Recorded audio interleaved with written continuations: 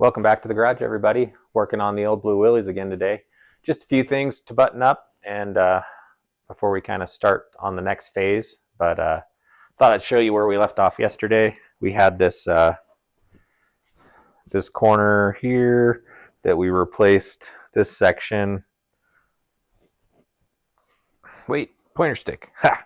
So we replaced this section here, and then we replaced a segment here, and then I dressed most of that weld down so it looks halfway decent. And then we plug welded the back half here, if I can get you in there. You can see those back in there. This stuff here. And put that all back together. So got this C-pillar knocked back up into place now that I don't need to get back there to fix that rust. And starting to think about some of this shock and stuff.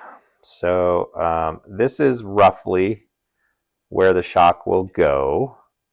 The axle right now is about 1 inch high because there's no weight in the back, no fuel, no people, no gear. So we expect this to drop about an inch. But anyways, this is roughly where the shock will go. And I'm trying to map out something to do for an auxiliary brace, if you will, to help triangulate this area a little bit, or at least give it some other structure back to the frame. I'm thinking though will need to be a bump stop in this area. And so I'm thinking of this tube here perhaps, or I guess something that went up and hid up in here more. But I think this would be behind the tire well enough. It could probably be 1.5 or 1.25 tubing to kind of be minimal. I do want it to kind of bend inboard and then run along this inner wheel tub and then come down, and then the bump stop be in this area, probably just like a GM foam bump stop with on a outrigger assembly here. And the reason why that is I got to get exhaust on this thing. And so I think this is roughly 2.5 inches, which is what I want to do for the exhaust. Is going to have to go in this area and then dump here somewhere.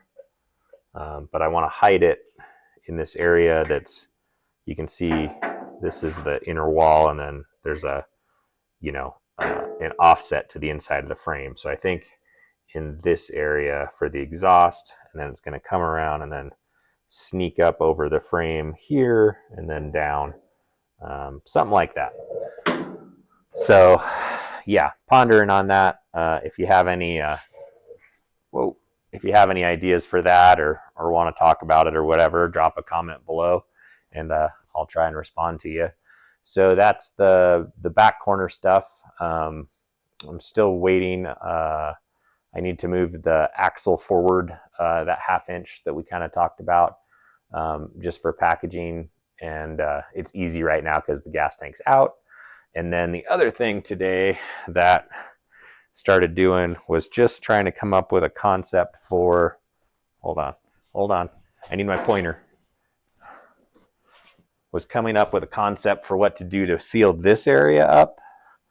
Remember we had the booster and the clutch master cylinder were poking through this area. So what I did was I just made a single plain panel.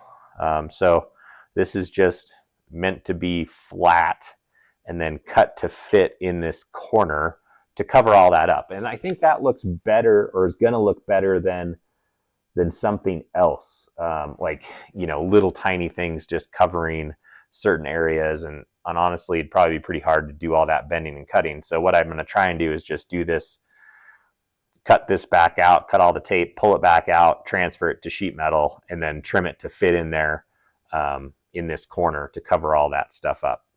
So yeah, that's about it for what we were working on today. I need to run to the store and get some stuff because I need to add another. I want to add a B-pillar cross brace behind the seats. You know, kind of in this area that goes over to that side, and I'm out of 1.5-inch tubing, so need to do that. But I thought I'd show you some of this stuff under the seats, so you can see the seats in this. They're an old, I think they're a beard racing beard seat. They came with the donor, and I just reused them because they were in decent shape. But you can see they pivot up, and they have a latch mechanism on them that uses a little door latch, which you can see right here. And then there's a saddle here and a saddle here that this stuff on the seat. So this is a piece of rubber tubing or rubber hose that fits over this steel bar. This rubber is what fits in that saddle, and then this turn down section in this bar right here is what goes in the latch. And so it just pivots on the front two mounts, and then when you put it down, I'll show you here, maybe. So when you put it down, it just, oh, hold on, gotta open the latch first, and then it just latches itself closed. So you can kind of see the little bit of an offset I need for that bar from the B-pillar here that needs to go around the back of the seat area. I might go up a little bit, but I don't want something like up here. The seats are actually too far back for that generally, so I just want to hide something in here that will be able to have like low harness bar or low harnesses on it if you want. But same thing on the passenger side, and you can see some of that tunnel structure for the flat belly, and some of that, another latch on this side. I do need to do some kind of like pull cord or something for the latch. I think it's actually a that's with the latch closed, and then I think to open you actually have to push it back. Yeah, so that whatever I do has to be able to push either that way on the latch over to here, or push backwards, something like that to release the latch. So then same thing on this side. Let's see. But then it just latches in there, and